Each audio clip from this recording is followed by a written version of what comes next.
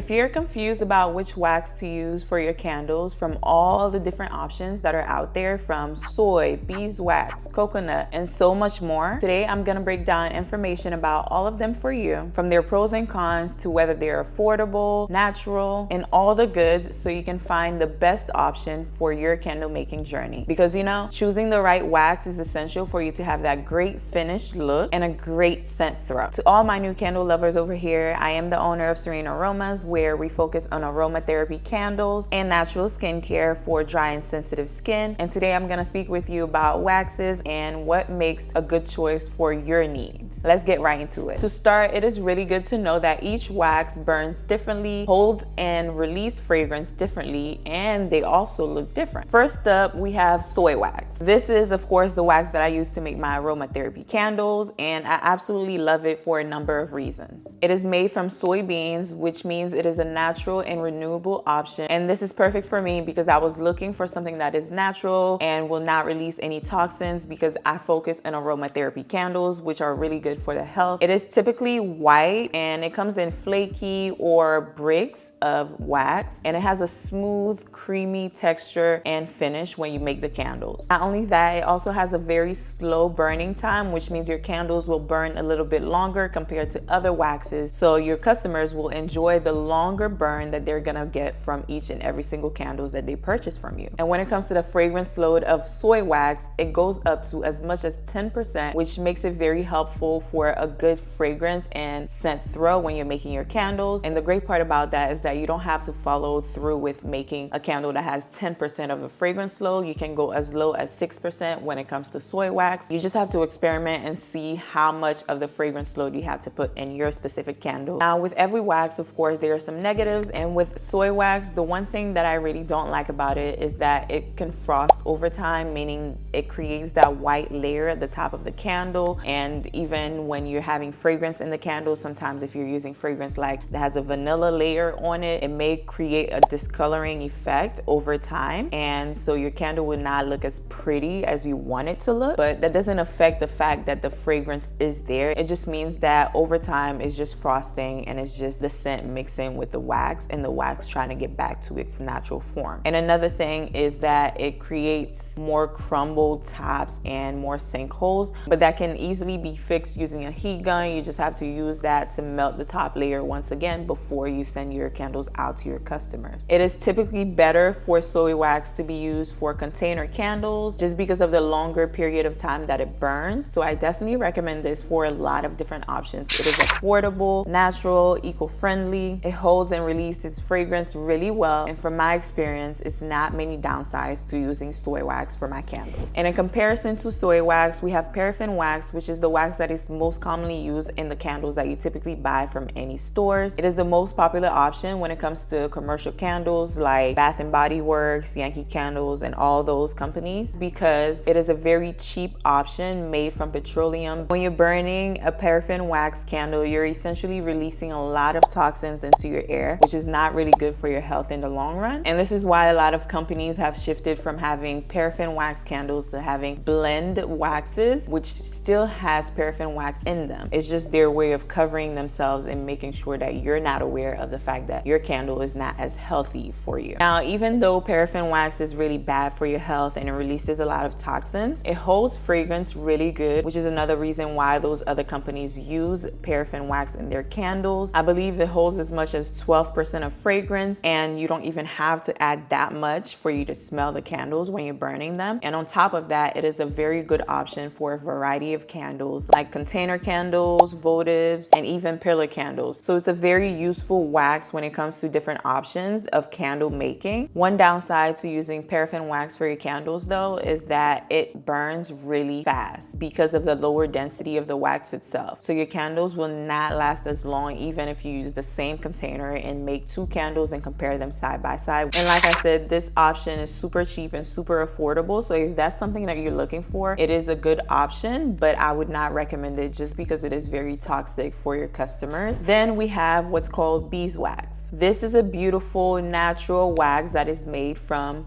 bees. After harvesting the honey from the honeycombs, the beekeepers use the leftover wax, go through a whole filtration process, and make beeswax. And because it is made from that, it has a slight honey smell to it, which is very soothing. But because of that, it also does not hold fragrance really well when it comes to making scented candles. It does have a higher melting point, so your candles will actually burn longer. That makes it a very good option for taper or pillar candles. But with that said, beeswax is a very expensive option compared to any other natural waxes that are out there. And on top of that, you have to consider your customers and how they can react to beeswax, because some people may be allergic. This is a really good option when it comes to making natural candles, but I would definitely recommend to look more into other waxes, just because you'll be able to save a lot more money and help your customers in the long run as well. Now moving on to another popular wax, which is coconut. This is a super creamy, smooth, and luxurious wax made from that white inner part of the coconuts that you typically see. It's usually mixed with other waxes just because it is very expensive. Combining it with another wax like soy will bring the price down a little bit. The fragrance load is similar to soy wax, where it holds as much as